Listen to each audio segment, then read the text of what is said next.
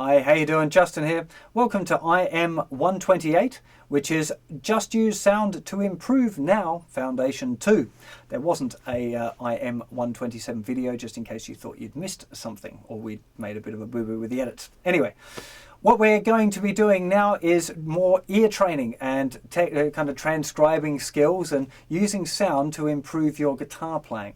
So what we're looking at in 2A now, we're looking at chord progressions again, chord sequences, 4-bar sequences with one chord in each bar, so still keeping it really simple. This time we've got some new chords, so we've got a choice now. I'm going to be using all E-shape bar chords, but they're going to be major, minor, minor 7 and 7. So one thing that you really have to get to grips with now is listening to the different chords. And that's something that you need to do on your own just by playing them and really listening to them a lot.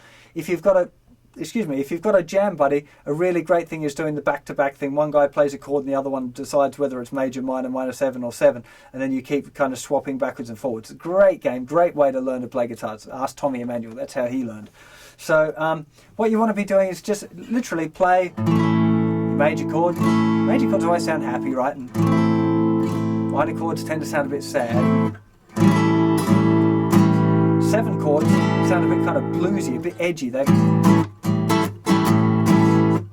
major,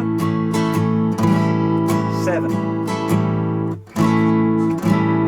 Play them one after the other. Learn to listen to the difference between a major and a 7. Hear that note in it.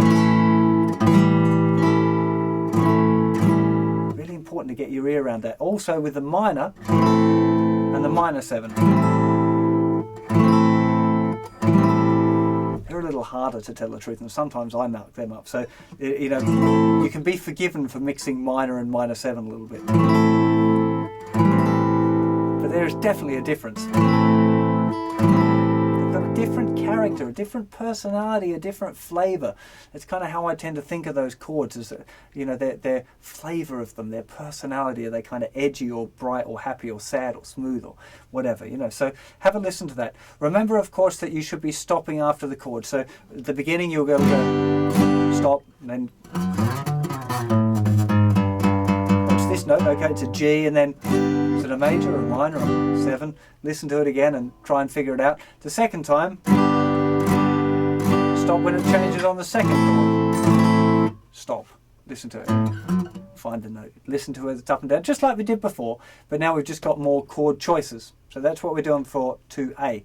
For 2B now, we're going to be looking at some simple G major scale solos, and we're now using G major scale instead of the minor pentatonic. So have a go at transcribing it. Remember, the important thing here is stopping after every note. Just as I was explaining, the last thing you hear stays in your ear. So listen for the first note, hit that pause button, figure out what that note is, and remember,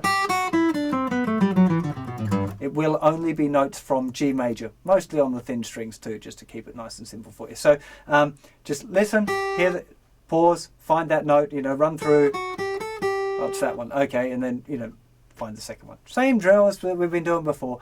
Now for 2C, I should say, rather, so which is the third part of this Foundation 2 method, we're doing rhythmic dictation. Now, so far we've just looked at crotchets and quavers, at eighth notes, quarter notes. Now we've got eighth note rests. So we end up sometimes having notes on, you know, if we've got like 1 and, we might miss the 1 with a rest and just have the and. So like 1 and 2 and 3 and 4 and that kind of thing.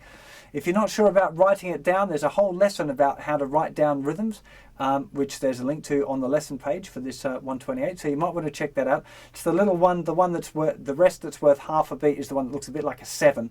So you end up with like a little rest that looks like a 7, and then one note with a tail. And if you kept repeating that, you'd have the rest, note, rest, note, rest, note, 1 and 2 and 3 and 4 and.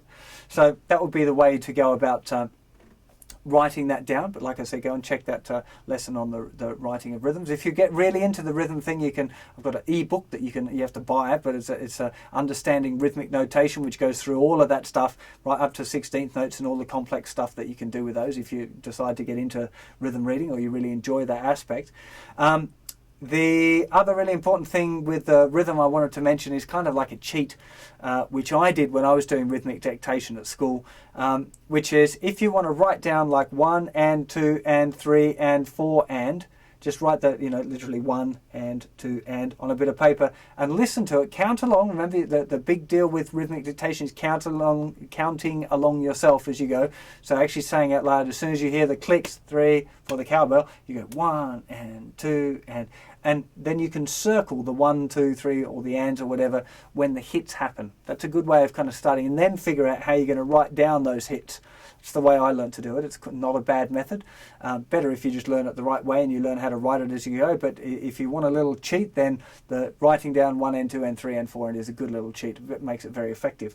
But remember that Just Use Sound to Improve now is about sound. So I'm not going to be doing any more tests for you. It's just about the audio. So go and download the MP3s or use the QuickTime embedded files on the website. Download the worksheet, because that's what, you know, makes it easier to fill a worksheet in rather than trying to have to write your own sheet. And then you can download the answer sheet and you can check against your worksheet in the answer sheet. Just makes it kind of easier. So it's a better way to do it than trying to write just stuff randomly down yourself. So hope that helps. Get stuck in. No substitute for actually doing it as much as you can. So I'll leave you to it. Take care of yourself. See you for another lesson sometime very soon. Bye-bye.